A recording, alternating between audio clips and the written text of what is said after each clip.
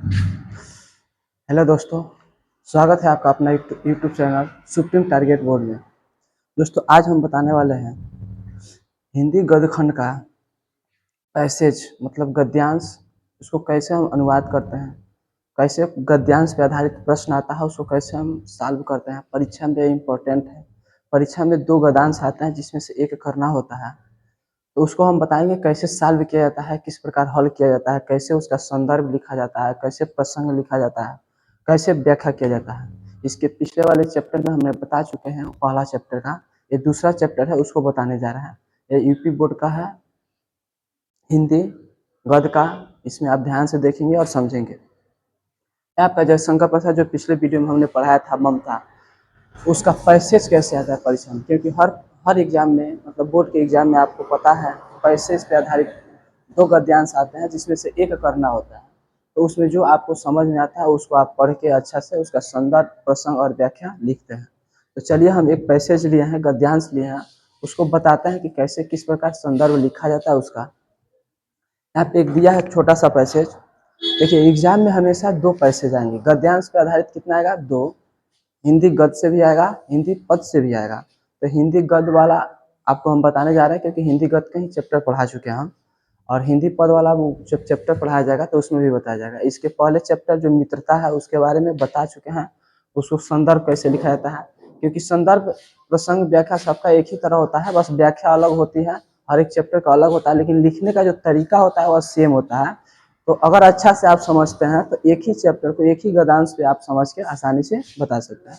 यहाँ पे लिखा है अभ्यास प्रश्न में, देखिए पढ़ा लिखा है कि निम्नलिखित गद्यांशों को नीचे दिए गए प्रश्न का क्या कीजिए, उत्तर दीजिए। यानी जो पैसेज दिया उसको पढ़ेंगे और नीचे जो प्रश्न दिया गया है उसको क्या करेंगे, सॉल्व करेंगे। देखिए पहला पैसेज लिखा है, रोहतास दुर्ग के प्रकोष्ठ में बैठी हुई युवती ममता, यानी ममता चैप्टर वाला है, स्वर्ण के तीक्ष्ण गंभीर प्रवाह को देख रही है। ममता विधवा थी, उसका यौवन स्वर्ण के समान ही उमल रहा था और मन में क्या थी, वेदना थी। मन में वेदना थी, मस्तक में आधी, आंखों में पानी की बरसात लिए वह सुख के कंटक शयन में विकल थी। वह रोहतास दुर्गपति के मंत्री चूड़ामणि के अकेले दुहिता थी। दुहिता मतलब होता है पुत्री। फिर उसके लिए कुछ अभाव होना असंभव था, परंतु वह विधवा थी। हिंदू विधवा संसार में सबसे तुच्छ निराशा प्राणी है। तब उसकी विडंबना कहाँ, और तब उसकी विडंबना का कहाँ अंत था। ये पैसेज है। यह इस गद्यांश को हम ध्यान से पूर्वक पढ़ेंगे तो पढ़ने में तुरंत आपको ये समझ में आ जाना चाहिए कि यह किस चैप्टर का है। क्योंकि आप जब तक चैप्टर नहीं जानेंगे और उसके लेखक नहीं जानेंगे तब तक आप उसको सॉल्व नहीं कर सकते, क्वेश्चन का सॉल्व नहीं कर सकते। तो पैसेज दो आएंगे, उसमें से आपको पढ़ना होगा। जो पढ़ेंगे जो आपका मतलब आप समझ जाएं, आप जान जाएं कि हाँ इसका इस चैप्टर का है और इसके लेखक ये हैं। तो हमने पढ़ा तो तुरंत समझ में आ गया कि हाँ यह ममता चैप्टर का है जिसके लेखक कौन है, जयशंकर प्रसाद। वैसे भी आप ऊपर लिख भी दिया गया तो आप देख के बता सकते हैं, बट एग्जाम में ऐसा कुछ नहीं होगा, आपको पढ़ के ही बताना है। अब प्रश्न देखिए क्या पूछ रहा है। प्रश्न पूछ रहा है कि उपयुक्त गद्यांश का संदर्भ लिखिए। उपयुक्त गद्यांश का संदर्भ लिखिए। यहाँ पे दिया उपयुक्त गद्यांश का संदर्भ लिखिए। 1 मिनट। उपयुक्त गद्यांश, तो सबसे पहले हम समझेंगे संदर्भ लिखते कैसे हैं, कैसे लिखा जाता है संदर्भ। तो संदर्भ लिखने के लिए आपको सबसे पहले इस पाठ का नाम याद होना चाहिए, और दूसरा नंबर उसके पाठ का नाम याद होते हुए उसके लेखक कौन है ये याद होना चाहिए। तो चलिए हम लिख के बताते हैं संदर्भ लिखा कैसे जाता है। एक ब्लैंक पेज लेते हैं। देखिए सबसे पहले हेडिंग डालेंगे संदर्भ।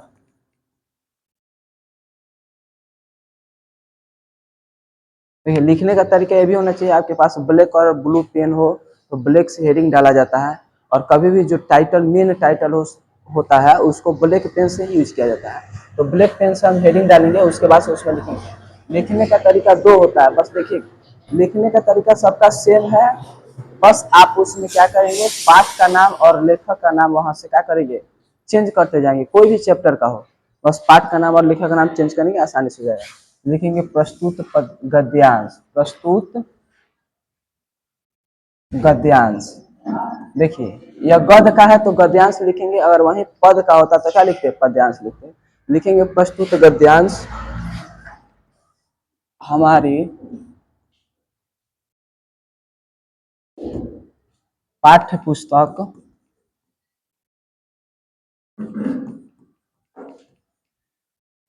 हिंदी गद्य में संकलित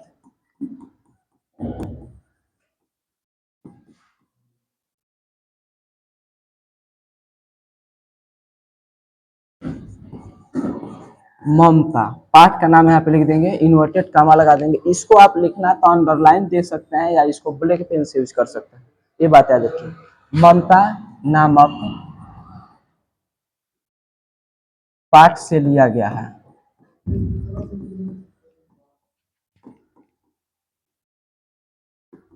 तथा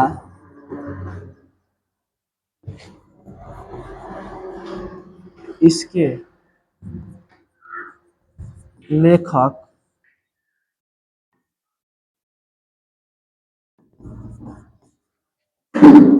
जयशंकर प्रसाद जी है।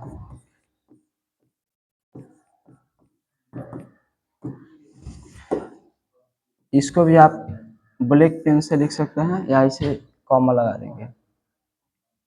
देखिए ये हो गया आपका संदर्भ। तो संदर्भ हमेशा लिखा जाता है, सब सेम रहेगा, बस इसमें आपको पाठ का नाम यहाँ पे जो ममता लिखा है जिस पाठ से होगा उस पाठ का नाम आप चेंज करेंगे और जो लेखक होंगे उसका नाम चेंज करेंगे। बाकी किसी भी चैप्टर का आपको संदर्भ लिखना होगा तो आसानी से लिख सकते हैं। बस इसमें चेंज क्या करना है, देखिए चाहे पहला चैप्टर हो, दूसरा चैप्टर हो, तीसरा चैप्टर, कोई भी चैप्टर हो, बस इसमें आप चेंज करेंगे तो लेखक का नाम चेंज करेंगे और पाठ का नाम चेंज करेंगे, दो चेंज करेंगे, आपके सबके लिए संदर्भ एक हो जाएगा। तो ये आपका एक 2 नंबर लगभग में होता है। कितने नंबर का होता है? 2 नंबर का होता है संदर्भ लिखने के लिए। ये पहला क्वेश्चन का आंसर है। अब देखिए उसके बाद क्वेश्चन क्या कहता है। उसके बाद देखिए दूसरा क्वेश्चन कह रहा है गद्यांश के रेखांकित अंश की व्याख्या कीजिए। जो गद्यांश दिया है उसमें जो रेखा खींचा गया है उसकी क्या करना है, व्याख्या करना है। तो देखिए यहाँ से लिखा है ममता विधवा थी, उसका यौवन शोषण के समान उमड़ रहा था, मन में वेदना थी, मस्तक में आधी, आंखों में पानी की बरसात लिए, वह सुख के कंटक शहर में क्या थी, विकल थी। इसका हम व्याख्या करेंगे। तो व्याख्या कैसे किया जाता है,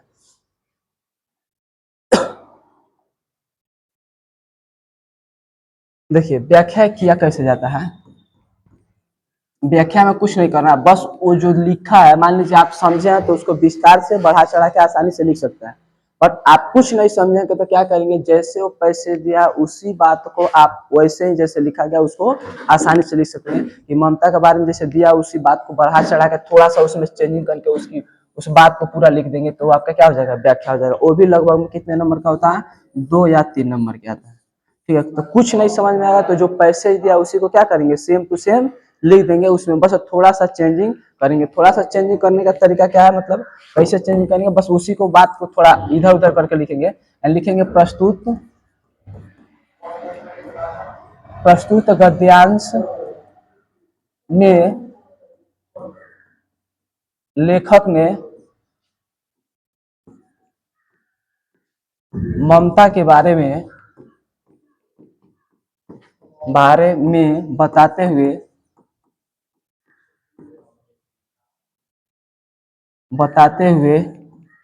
कहते हैं कि अब बात उसको जो है उसको से उतार दीजिए कि हाँ वह अकेले एक दुर्ग में बैठी हुई है और वह एक चूड़ामणि जो राजमंत्री होता है उतना अमीर होते हुए भी उसकी किसी चीज की कमी ना होते हुए भी वह अकेले बैठी थी, उसके मन में दुख था, टेंशन थी, इस सब चीज बात को हम क्या करेंगे, लिख देंगे तो आपका हो जाएगा व्याख्या। अब सीधे हम तीसरा क्वेश्चन को देखते हैं। तीसरा क्वेश्चन क्या कर रहा है, देखिए तीसरा कह रहा है उपयुक्त गद्यांश में हिंदू विधवा की स्थिति कैसी थी। यह जो क्वेश्चन होगा वो इसी में से हमको ढूंढ के लिखना होता है। तो उपयुक्त गद्यांश में हिंदू जो विधवा की स्थिति थी वह कैसी थी, तो यहाँ पर पढ़ेंगे। देखिए यहाँ पे लिखा है कि परंतु वह विधवा थी और वो भी कहा हिंदू विधवा, यहाँ पे लिखा है। तो उसका स्थिति क्या था, संसार में सबसे तुच्छ निराश्रय प्राणी, यानी हिंदू विधवा में माना जाता है कि जो विधवा होता है वो क्या होता है, संसार में सबसे तुच्छ निराश्रय प्राणी है, यानी उसका कोई देख रेख करने वाला नहीं होता है। यह प्रश्न है, यहाँ आपका उत्तर इसी में से ढूंढ के लिखना है। यही बात को क्या करेंगे, यहाँ पे इसका उत्तर में लिख देंगे। ठीक है, तो ये आपका था गद्यांश पे आधारित प्रश्न। तो किसी भी चैप्टर का यदि आपको संदर्भ लिखना हो तो संदर्भ सबका सेम होता है, बस उसमें हम पाठ का नाम और लेखक का नाम चेंज करते जाएंगे। व्याख्या करना हो तो उसको बढ़ा चढ़ा के लिख देंगे, ठीक है। और जो तीसरा होता है क्वेश्चन वो उसी पैसेज में से होता है, उसको हम उसमें से ढूंढ के आसानी से लिख सकते हैं। इसी तरह सभी पदांश का आप गद्यांश का आप आराम से लिख सकते हैं। आप इसको लिखना चाहें तो लिख सकते हैं या स्क्रीन शॉट ले सकते हैं।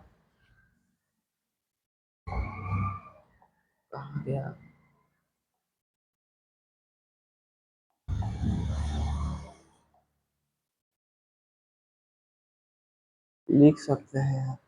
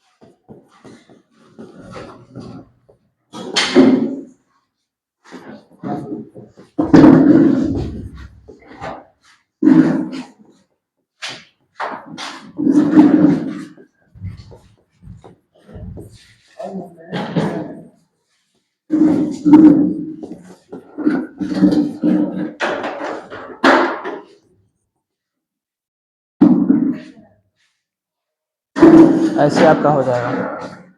चलिए तब तक के लिए जय हिंद जय भारत, फिर मिलते हैं हम आपसे अगले वीडियो में।